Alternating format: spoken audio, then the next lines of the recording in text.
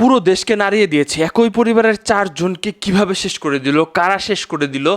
মানে একজন ছাদে পড়ে আছে, একজন সিঁড়িতে পড়ে আছে, একজন রুমের সামনে পড়ে আছে, একজন রুমের ভিতরে পড়ে আছে।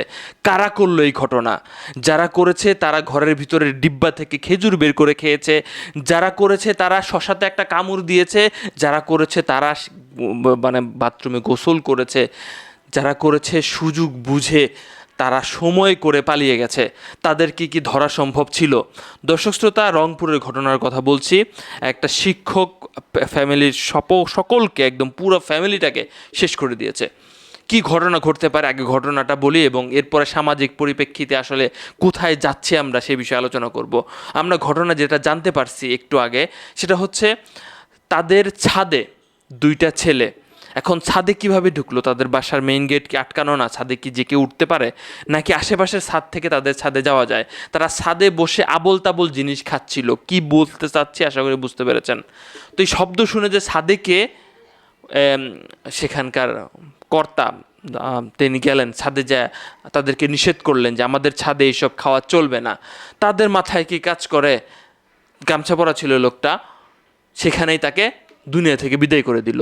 শব্দ শুনে তার স্ত্রী যখন আসতেছিল, সিঁড়িঘরেই, ছাদ পর্যন্ত যেতে দেয় নাই, সিঁড়িঘরেই তাকেও শেষ করে দেয়। মানে কি একটা অবস্থা! এর আগে এরকম ঘটনা ঘটাইছে কিনা এরা জানার বিষয় আছে ভাই। তার মায়ের কণ্ঠ শুনে তার মেয়ে, বড় মেয়ে চলে আসে, বড় মেয়েকে রুম থেকে বের হতেই মানে তাকেও শেষ করে দেয়। সবচেয়ে কষ্টজনক বিষয় হচ্ছে একটা ছেলের কথা বলা হচ্ছে যার বয়স খুবই কম। আসলে তার সাথে কি শত্রুতা হইতে পারে? তাকে ওই দুনিয়া থেকে বিদায় করে দিল, রুমে গিয়ে বিদায় করে দিল। আসলে প্রকৃতপক্ষে যারা 2 জন এই ঘটনা ঘটাইছে সেই 2 জনকে সেই ছেলে চিনে, কারণ ওই 2 জনের ছোট ভাই বা এদের সাথে সে খেলাধুলা করে, তো তাকে তো চিনে ফেলেছে, এলাকায় কি বলে দিবে না? তো সেই পরিপ্রেক্ষিতে তাকেও শেষ করে দিচ্ছে, পুরো পরিবারটা শেষ। এরপরে ভিতরে গিয়ে বাসার বিভিন্ন স্বর্ণ আসল কিনা একটু জ্বালায় দেখছে, সে শশা খেয়েছে, খেজুর খেয়েছে, গোসল দিয়েছে, মোবাইলগুলো, তার ফ্যামিলির মোবাইলগুলো পানিতে ফেলে দিয়েছে। এরপরে কখন রাস্তাঘাটে কম মানুষজন বের হবে, ঠিক সেই সময়ে তারা দেওয়াল টপকে, ছাদ টপকে পালিয়ে গেছে, এবং তারা মনে করেছে যে তাদেরকে আর ধরা যাবে না। কিন্তু তাদের মাথা তো কাজ করে না ভাই। এই হচ্ছে পরিস্থিতি। পরবর্তীতে বিভিন্ন প্রযুক্তির সহায়তায় ধরা হয়েছে তাদেরকে।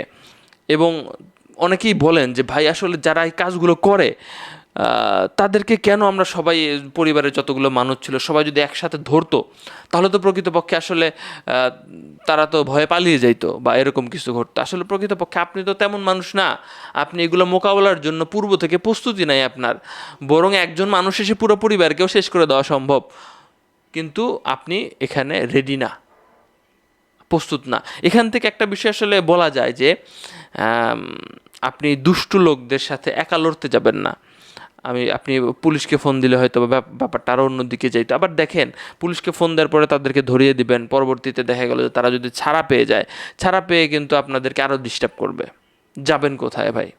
এই জন্য প্রথম দিনই হয়তো বা বাধা দেওয়া উচিত। বা এটা কি প্রথম দিনই তারা ছাদে বসে আবল দাবল জিনিস খাচ্ছিল, নাকি অনেক দিনের অভ্যাস, নাকি তারা বিভিন্ন জায়গায় এরকম করে করে বেড়ায়?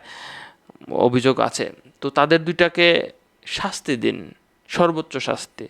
এই কথা তো মানে প্রতিদিনই বলি, আশা রাখি